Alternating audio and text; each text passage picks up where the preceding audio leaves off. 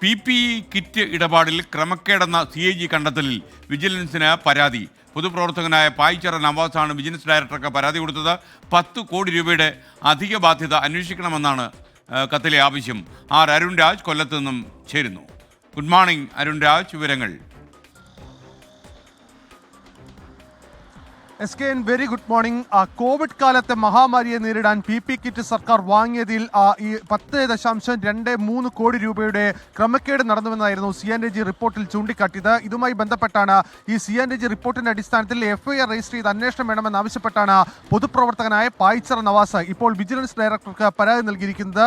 ഈ കേസിൽ ഇതുമായി ബന്ധപ്പെട്ട CNAG റിപ്പോർട്ട് അതീവ ഗൗരവമുള്ളതാണ്. ഇത് പ്രബന്ധദൃഷ്ട്യാ തന്നെ അഴിമതിയാണെന്നും ഇക്കാര്യത്തിൽ വിജിലൻസിന്റെ ഭാഗത്തുനിന്ന് അന്വേഷണം വേണമെന്നുമാണ് ഈ പരാതിയിൽ സൂചിപ്പിക്കുന്നത്.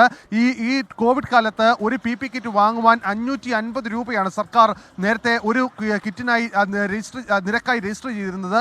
പക്ഷേ അന്ന് 25,000 ഓർഡർ രജിസ്റ്റർ ചെയ്യേണ്ട സമയത്ത് 10,000 ഓർഡർ മാത്രം ഇതുമായി ബന്ധപ്പെട്ട് ഈ 550 രൂപ കോട്ട് ചെയ്ത കമ്പനിക്ക് നൽകുകയും മറ്റു കമ്പനികളിൽ നിന്ന് 850 മുതൽ 1,500 രൂപ വിലയ്ക്ക് ഈ PPE കിറ്റ് വാങ്ങിയെന്നുമാണ് ഈ പരാതിയിൽ സൂചിപ്പിക്കുന്നത്. ഇതുമായി സർക്കാരിന്റെ പൊതുഖജനാവിൽ 10.23 കോടി രൂപയുടെ നഷ്ടം സംഭവിച്ചു.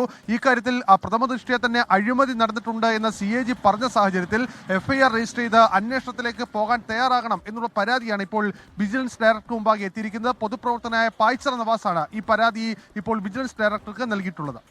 Okay, thank you Arun Raj.